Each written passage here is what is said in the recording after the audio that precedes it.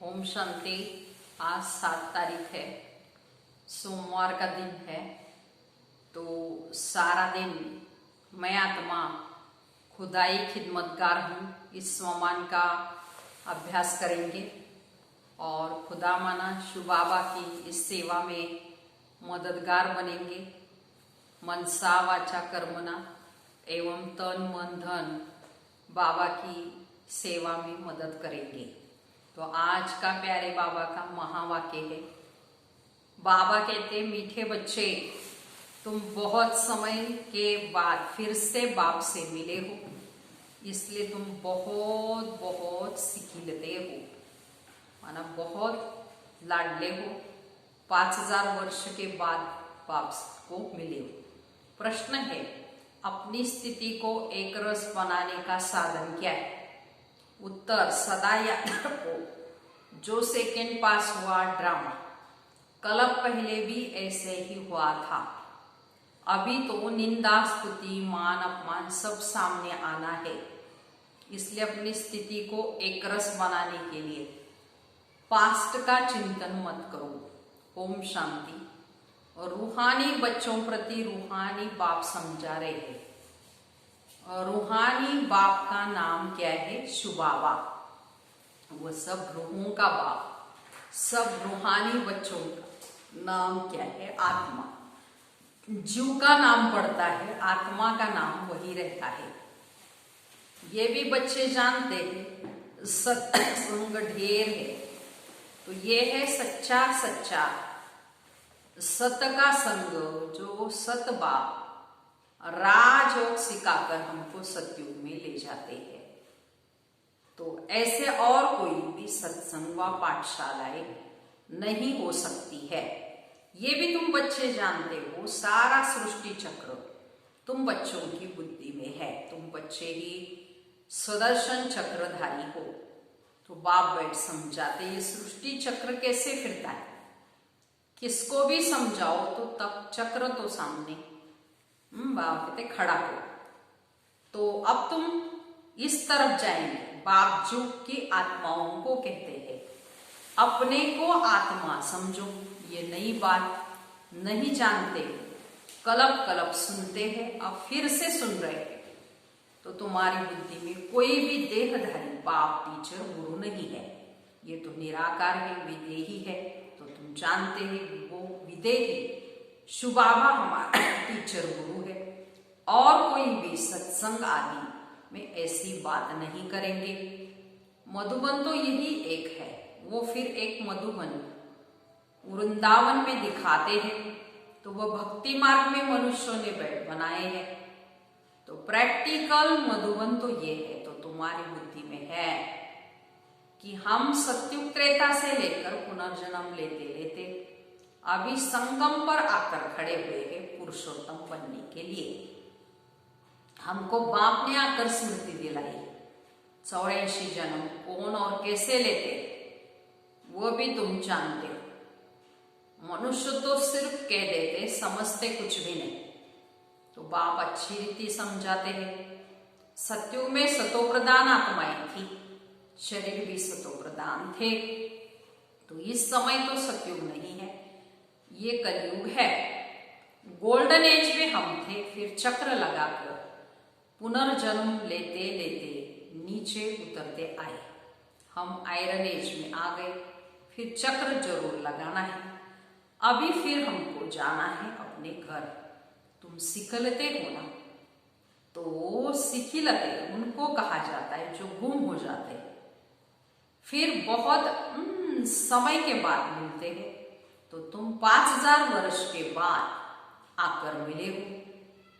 तो तुम बच्चे ही जानते हो, ये वही बाबा है जिसने 5000 वर्ष पहले इस सृष्टि का चक्र का ज्ञान हमको दिया था, स्वदर्शन चक्रधारी बनाया था।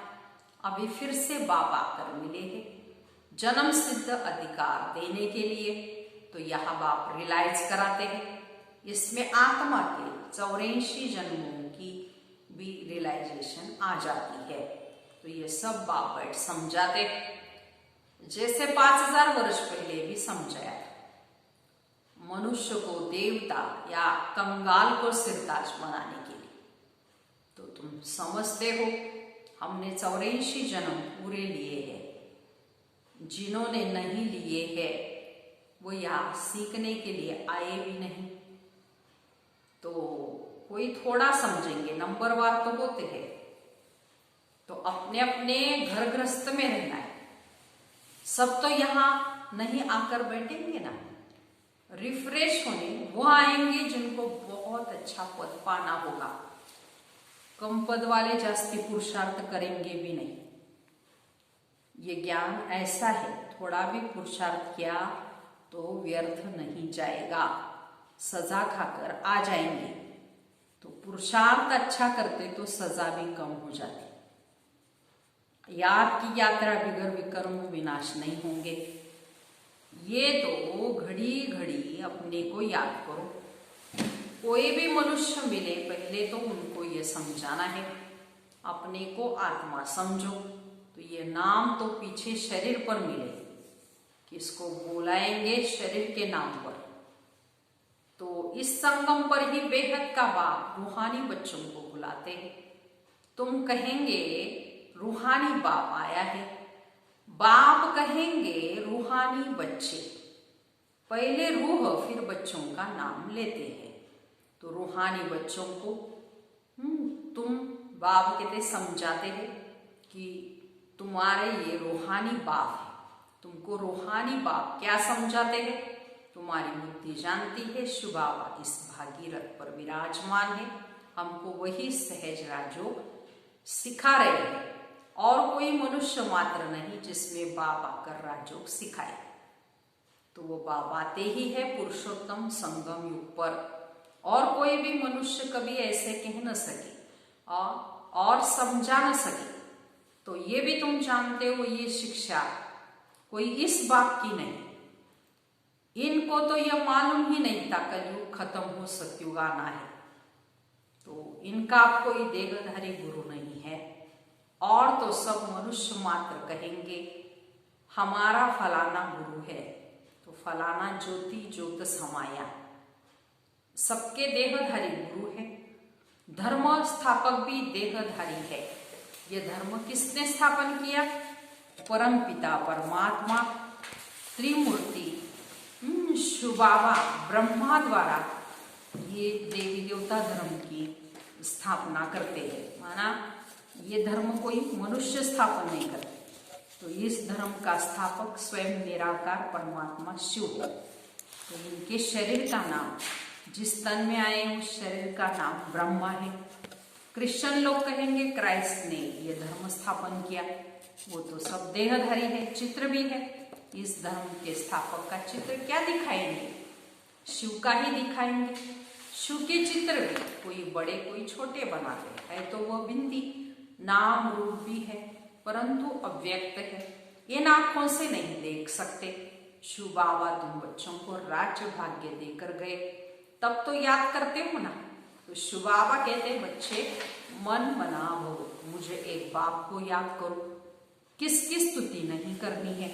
आत्मा की बुद्धि में कोई देह याद न आए, यह अच्छी रीति समझने की बात है कि हमको शिव बाबा पढ़ाते हैं। सारा दिन ये रिपीट करते रहो। शिव भगवान माच पहले पहले अपने को अलग ही समझना पड़े, ये पक्का नहीं किया और ते बताई तो कुछ भी बुद्धि में बैठेगा नहीं। तो कोई कह देते हैं ये बात तो राइट है, कोई कहते हैं ये समझने में टाइम चाहिए, तो कोई कहते हैं विचार करेंगे। किस्म किस्म के लोग आते हैं, ये है नई बात। तो परम पिता परमात्मा शिव आत्माओं को बैठ पढ़ाते हैं। तो विचार चलता है क्या करे जो मनुष्य ये समझ जाए। शिव ही ज्ञान का सागर है। आत्मा को ज्ञान का सागर कैसे कहते हैं? जिसको शरीर ही नहीं है तो ज्ञान का सागर है तो जरूर कभी ज्ञान सुनाया है, तब तो उनको ज्ञान का सागर कहते हैं। ऐसे ही क्यों कहेंगे? कोई बहुत पढ़ते हैं तो कहा जाता है ये तो बहुत वेद शास्त्र पढ़े हैं। तो इसलिए शास्त्री अथवा विद्वान कहा जाता है उनको। लेकिन बाप को ज्ञान का सागर माना अथॉरिटी कहा जाता है। जरूर होकर गए हैं तो पहले तो पूछना चाहिए अभी कलयुग है या सतयुग, नई दुनिया है या पुरानी दुनिया। एम ऑब्जेक्ट तो सामने खड़ा है। ये लक्ष्मी नारायण अगर होते तो उनका राज्य होता। ये पुरानी दुनिया कंगाल बना नहीं होता। अभी तो सिर्फ यहाँ इनके चित्र है, मंदिर में मॉडल्स दिखाते हैं। नहीं तो उनके महल बगीचे आदि कितने बड़े बड़े होंगे। सिर्फ मंदिर में थोड़ी रहते हो। प्रेसिडेंट का मकान कितना बड़ा है, तो देवी देवता तो बड़े बड़े महलों में रहते होंगे। बहुत जगह होगी, वहां डरने की बात ही नहीं है। सदैव फुलवाड़ी रहती है, कांटे होते ही नहीं, वो है बगीचा। वहां तो लकड़ियां आदि जलानी नहीं होंगे। लकड़ियों में धुआं होता है तो दुख फील होता है। तो वहां हम बहुत थोड़े टुकड़े में रहते हैं, पीछे वृद्धि को पाते जाते हैं। बहुत अच्छे अच्छे बगीचे होंगे, खुशबू आती रहेगी। जंगल होता ही नहीं। अभी फीलिंग आते हैं, देखते ही नहीं। तो तुम ध्यान में बड़े बड़े महल आदि देखते हो, तो वह तो यहाँ बना नहीं सकते। तो साक्षात्कार हुआ फिर गुम हो जाएगा। तो साक्षात्कार किया तो है, राजाए प्रिंस प्रिंसेस होंगे, बहुत रमणीक स्वर्ग होगा। तो जैसे यहाँ मैसूर आदि कितना रमणीक है, ऐसे वहां बहुत अच्छी हवाएं लगती है, पानी के झरने बहते रहते हैं। आत्मा समझते हम अच्छे अच्छे बगीचे बनाए। आत्मा को स्वर्ग तो याद आता है ना, तो बच्चों को रियलाइज होता है क्या क्या होगा, कहाँ हम रहते होंगे। इस समय यह स्मृति रहती है। चित्रों को देखो तो तुम कितने खुश नसीब हो, वहां दुख की कोई बात ही नहीं। हम तो स्वर्ग में थे, फिर नीचे उतरे, अब फिर स्वर्ग में जाना है। कैसे जाए, रस्सी में लटक कर जाएंगे क्या? हम आत्माएं तो रहने वाले हैं शांति धाम में। तो बाप ने स्मृति दिलाई, अब तुम फिर देवता बन रहे हो और दूसरों को बना रहे हो। तो कितने घर बैठे भी साक्षात्कार करते हैं। बांधे लियो ने कभी देखा थोड़ी है कैसे आत्मा को चलाती है। देखो, अपना घर नजदीक आने से आत्मा खुश होती है। समझते हैं बाबा हमको ज्ञान देकर श्रृंगारने आए। आखिरी एक दिन अखबारों में भी पड़ेगा। तो अभी तो स्तुति, निंदा, मान, अपमान सब सामने आता है। जानते कल पहले भी ऐसे हुआ था। जो सेकंड पास हो गया उसका चिंतन नहीं करना होता। अखबारों में भी कल पहले भी ऐसे पड़ा था। फिर पुरुषार्थ किया जाता है। हंगामा तो जो हुआ था सो हो गया, नाम तो हो गया ना। फिर तुम रिस्पॉन्ड करते हो, कोई पढ़ते कोई नहीं पढ़ते, फुर्सत नहीं मिलती और कामों में लग जाते हैं। तो अभी तुम्हारी बुद्धि में है ये बेहद का बड़ा ड्रामा है। तो टिक टिक चलती रहती है, चक्र फिरता रहता है। तो एक सेकेंड में जो पास हुआ फिर 5000 वर्ष बाद ही रिपीट होगा। तो जो हो गया सेकेंड बाद ख्याल में आता है, ये भूल हो गई, ड्रामा में नोंद हो गया। कल पहले भी ऐसे भूल हुई थी, पास हो गई। तो अब फिर आगे के लिए नहीं करेंगे, पुरुषार्थ करते रहेंगे ना। तो तुमको समझाया जाता है घड़ी घड़ी ये भूल अच्छी नहीं, ये कर्म अच्छा नहीं है। तो दिल खाती भूल, हमने ये खराब काम किया, हमसे खराब काम हुआ। बाबा समझा नहीं देते ऐसे नहीं करो, किसको दुख होगा, मना की जाती है। बात बतला देते ये काम नहीं करना। बिगर पीछे पूछे चीज उठाया उसको चोर कहा जाता, ऐसा काम मत करो ना। कड़वा मत बोलो। आजकल दुनिया देखो कैसी है। कोई नौकर पर गुस्सा किया तो वो भी दुश्मनी करने लग पड़ते हैं। वहां तो शेर बकरी आपस में खीर खंड रहते, लून पानी और खीर खंड। सतयुग में सब मनुष्य आत्माएं आपस में खीर खंड रहती, और इस रावण की दुनिया में सब मनुष्य लून पानी है। बाप बच्चा भी लून पान, काम महाशत्रु है, काम कटारी चलाए, एक दो को दुख देते हैं। ये सारी दुनिया लून पानी है। सत्युग की दुनिया खीर खंड है। इन बातों से दुनिया क्या जाने। मनुष्य तो स्वर्ग को लाखों वर्ष कह देते हैं, तो कोई बात बुद्धि में आ न सके। जो देवताएं थे उनकी ही स्मृति में आता है। तो तुम जानते हो ये देवता सतयुग में थे, जिसने 84 जन्म लिए, वही फिर से आकर पड़ेंगे और कांटों से फूल बनेंगे। तो जिनके द्वारा खुद खुदा राजा स्थापन करेंगे, वो तुम समझते हो खुदा के खुदाई खिदमतगार है। खुदा की वो जिस्मानी खिदमत करते, हम ये रूहानी करते हैं। बाबा हम आत्माओं को रूहानी सर्विस दिखला रहे हैं। तो क्यों? क्योंकि रूह ही तमो प्रदान हो गई है। फिर बाबा हमको सतो प्रदान बना रहे हैं। तो बाबा कहते हैं माँ में एकम याद करो तो विकर्म विनाश हो। तो ये योग अग्नि है। भारत का प्राचीन योग गाया हुआ है। आर्टिफिशियल योग तो बहुत हो गए हैं, इसलिए बाबा कहते हैं याद की यात्रा कहना ठीक है। शिव बाबा को याद करते करते तुम शिवपुरी चले जाएंगे। तो वह है शिवपुरी और वह है विष्णुपुरी। तो ये रावणपुरी है, विष्णुपुरी के पीछे है रामपुरी। तो सूर्यवंशी के बाद है चंद्रवंशी। ये तो कॉमन बात है। आधा कल्प सतयुग त्रेता और आधा कल्प द्वापर और कलयुग। तो अब तुम हो संगम पर, ये भी सिर्फ तुम जानते हो। जो अच्छी रीति धारणा करते हैं वो दूसरों को भी समझाते हैं। तो ये है पुरुषोत्तम संगम पर। तो ये किसकी भी बुद्धि में याद रहे तो भी सारा ड्रामा बुद्धि में आ जाए, परंतु कलयुगी देह के संबंधी आदि याद आते रहते हैं। बाबा कहते तुमको याद करना है एक बाप, सर्व का सदगति दाता, राजयोग सिखाने वाला एक ही है। इसलिए बाबा ने समझाया शिव बाबा की जयंती है जो सारी दुनिया को पलटाते हैं।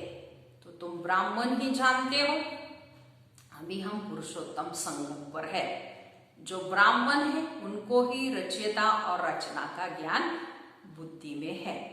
अच्छा, मीठे मीठे सिकीलते बच्चों प्रति माँ पिता बाप दादा का याद प्यार और गुड मॉर्निंग। रूहानी बाप की रूहानी बच्चों को नमस्ते। हम रूहानी बच्चों की रूहानी माता पिता बाप दादा को याद प्यार गुड मॉर्निंग और नमस्ते। और हम बनेंगे फरिश्ते। वाह बाबा वाह, शुक्रिया बाबा शुक्रिया। अभी सारी मुरली का धारणा के लिए मुख्य सार सुनेंगे। पहली पॉइंट है, कोई भी ऐसा कर्म नहीं करना है जिससे किसी को दुख हो। कड़वे बोल नहीं बोलने हैं। बहुत बहुत खीर खंड होकर रहना है। दूसरी पॉइंट, किसी भी देहधारी की स्तुति नहीं करनी है। बुद्धि में रहे हमको शिव बाबा पढ़ाते हैं, उस एक की ही महिमा करनी है और रूहानी खुदाई खिदमतगार बनना है।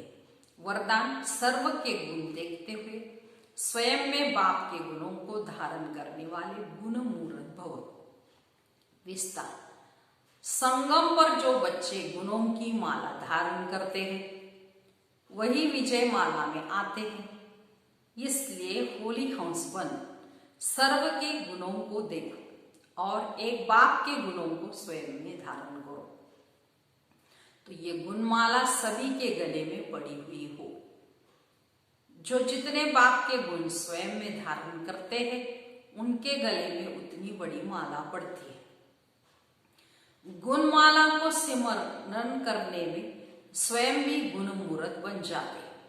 इसी की यादगार में देवताओं और शक्तियों के गले में माला दिखाते हैं।